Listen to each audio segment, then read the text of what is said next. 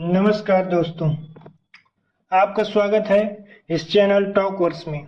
आज हम एक ऐसी शख्सियत के बारे में बात करेंगे जिन्होंने अपनी विचारों से पूरी दुनिया में तहलका मचा दिया। उनका नाम है ओशो, यानी भगवान श्री रजनीश। वो एक आध्यात्मिक गुरु थे जिन्होंने लाखों अनुयायी बनाए। उनके ध्यान और जीवन दर्शन को आज भी लोग मानते हैं। लेकिन सवाल यह है कि ओशो की इतनी आलोचना क्यों हुई? क्या उनके विचार वाकई में इतने क्रांतिकारी थे या कुछ और कारण थे? क्या आपको लगता है कि व्यक्ति की आलोचना हमेशा उसके गलत होने का सबूत होती है या समाज के दृष्टिकोण को भी दर्शाती है? तो इन्हीं बिंदुओं पर आज हम विचार करेंगे। आइए शुरू करते हैं आलोचना के प्रमुख कारण से। तो मुझे जहां तक लगता है, पहला कारण है ओशो का धर्म और परंपराओं का खुला विरोध करना। उन्होंने कहा कि पारंपरिक धर्म अक्सर अंधविश्वास को बढ़ावा देते हैं। उन्होंने व्यक्तिगत स्वतंत्रता, आत्म जागरूकता और ध्यान पर जोर दिया। ध्यान को उन्होंने एकमात्र माध्यम बताया ईश्वरीय खोज का। भारत जैसे देश में जहां धर्म और संस्कृति जीवन का आधार है, उनके विचार कई लोगों को चुभ गए।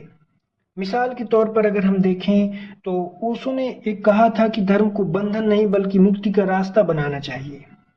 तो क्या आपको लगता है कि परंपराओं पर सवाल उठाना समाज को तोड़ता है या हमें नए दृष्टिकोण की ओर ले जाता है? आपको जो लगता है कृपया कमेंट करके बताएं। और वहीं दूसरा पॉइंट आलोचना का लगता है ओशो की जीवन शैली। उनकी जीवन शैली काफी विवादों में रही। उनके पास दर्जनों रोल्स रॉयस कारें थीं। एक समय कहा जाता है 90 के ऊपर कारें थीं अमेरिका में उनकी। एक लग्जरियस कार मानी जाती है रोल्स रॉयस। और एक आध्यात्मिक गुरु होने के नाते यह बात असामान्य मालूम हुई। लोग सवाल उठाते थे कि एक सन्यासी को इतनी विलासिता की क्या जरूरत? लेकिन वहीं ओशो का कहना था कि आध्यात्मिकता और भौतिक सुख एक साथ चल सकते हैं। उन्होंने भौतिक सुख, मेटेरियलिस्टिक लाइफ को भी बराबर जोड़ दिया। तो क्या आप मानते हैं कि एक गुरु को सादगी भी करनी चाहिए और लग्जरियस लाइफ भी जीनी चाहिए? आप इस पर अपने पॉइंट्स रख सकते हैं।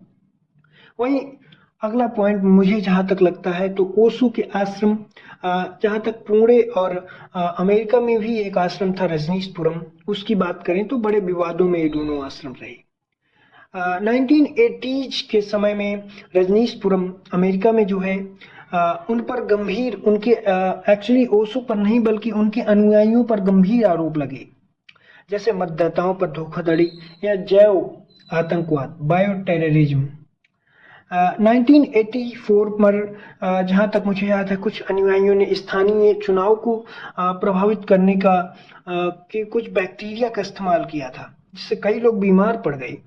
और ओशो ने जहाँ तक इन चीज़ों से दूरी बनाए रखी, लेकिन उनकी छवि को इस चीज़ से काफ़ी नुकसान हुआ। और अंततः कहा जाता है कि ओशो को अमेरिका ने स्लो पॉइजन दिया बिकॉज ऑफ दैट रीजन, क्योंकि वो अमेरिका के चुनाव में इंटरफेयर कर रहे थे, या माना जा सकता है कि उनके अनुयायी कर रहे थे। तो क्या आपको क्या लगता है, इस पर कमेंट करके आप बता सकते हैं। चौथा कारण जहां तक मुझे लगता है, ओशो का प्रेम, स्वतंत्रता और कामुकता पर खुले विचारों से प्रस्तुत होना।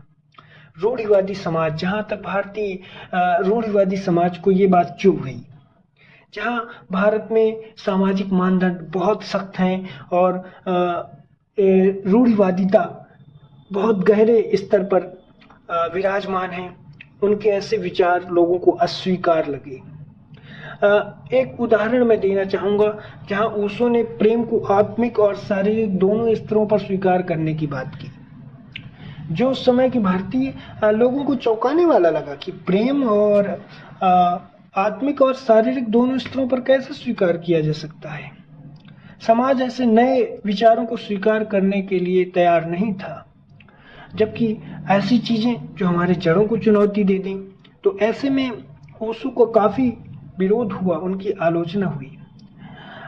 वहीं अगला कारण मुझे मालूम होता है, भारत का सांस्कृतिक संदर्भ भी ओशो की आलोचना में बड़ा कारण रहा है एक्चुअली में। 1970s 80s के समय जब ओशो अपने चरम पर थे, भारत तेजी से बदल रहा था। परंपरा और आधुनिकता के बीच टकराव था। ओशो के विदेशी अनुयायी उनके आश्रम में उस वेस्टर्न सिविलाइजेशन के प्रभाव में थे और उनकी खुली जीवन शैली ने लोगों को यह सोचने पर मजबूर किया कि वे भारतीय संस्कृति का अपमान कर रहे हैं। उन्होंने वेस्टर्न और ईस्टर्न संस्कृति में बेस्ट जो चीजें थी उनको लेने का प्रयास किया। इसी क्रम में उन्होंने वेस्टर्न चीजों को अपनाया, जिसका भारत में जो एक काफी कल्चरली डिफरेंट रीजन है, ईस्टर्न रीजन है फ्रॉम द वेस्टर्न रीजन, काफी चुनौतियों का सामना करना पड़ा। तो आपको क्या लगता है कि ओशो की आलोचना में सांस्कृतिक गलतफहमी की भी भूमिका है या नहीं? तो इन्हीं शब्दों के साथ आज हम कंक्लूड कर सकते हैं इन चीजों को कि ओशो की आलोचना के पीछे एक्चुअली में एक नहीं बल्कि कई कारण थे। उनके विचार, उनकी जीवन शैली, आश्रमों में विवाद और भारतीय समाज की रूढ़वादी दृष्टिकोण। लेकिन यह भी सच है कि ओशो ने ध्यान और माइंडफुलनेस, मेडिटेशन और आत्म खोज जैसे विषयों पर दुनिया को नए रास्ते दिखाए। आज भी उनके प्रवचन लाखों की संख्या में यूट्यूब में हो या फिर गूगल में हो देखे जाते हैं, सुने जाते हैं। पर सवाल यह है कि क्या ओशो की आलोचना उनके विचारों को पूरी तरह समझे बिना की गई या इसके पीछे ठोस कारण थे?